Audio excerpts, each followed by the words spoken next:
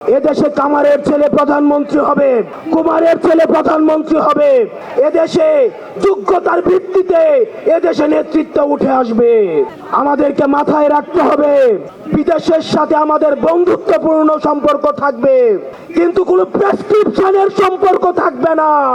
আমরা দীর্ঘ ১.৫ দশকের আওয়ামী জাহিলিয়াতের শাসনের পরে আজকে আমরা মুক্ত বাংলাদেশে সেই সংসদ ভবনকে আমরা ফ্যাসিবাদ মুক্ত করেছি, সেই সংসদ ভবনের সামনে আমরা গণতান্ত্রিক প্রক্রিয়ায় সেই সংসদ ভবনে যাওয়ার জন্য আজকে আমরা মানিক মিয়া এভিনিউতে এসে দাঁড়িয়েছি।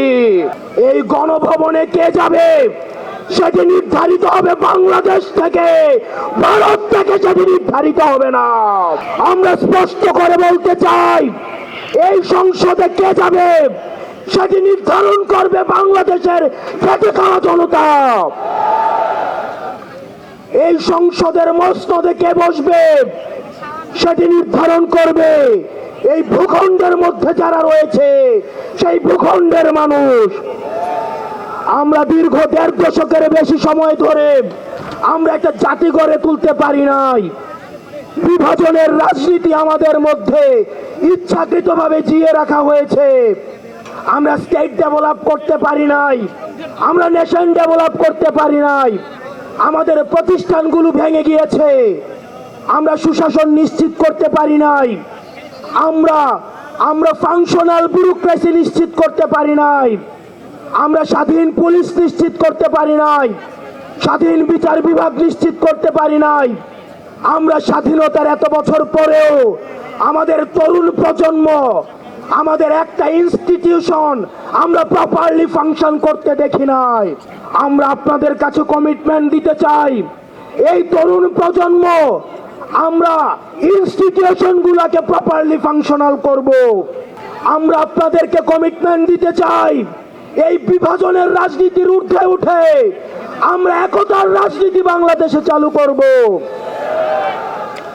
আমরা স্টেট ডেভেলপ করব। আমরা এই ভূখণ্ডের অধিকার আমরা আদায় করতে পারি নাই।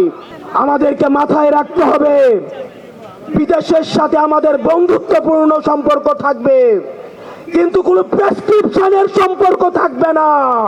আমরা স্পষ্ট ভাষায় বলতে চাই, আমাদের যখন একটা ছেলে রাস্তায় রক্ত দেওয়া শিখে গিয়েছে, আমাদেরকে কেউ রক্ত দেওয়া থেকে থামায় রাখতে পারবে না।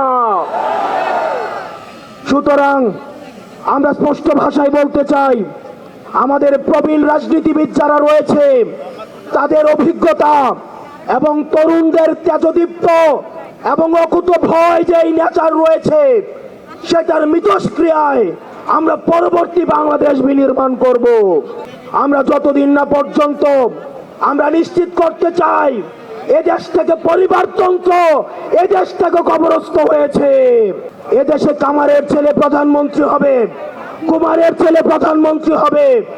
এদেশে যোগ্যতার ভিত্তিতে এদেশে নেতৃত্ব উঠে আসবে।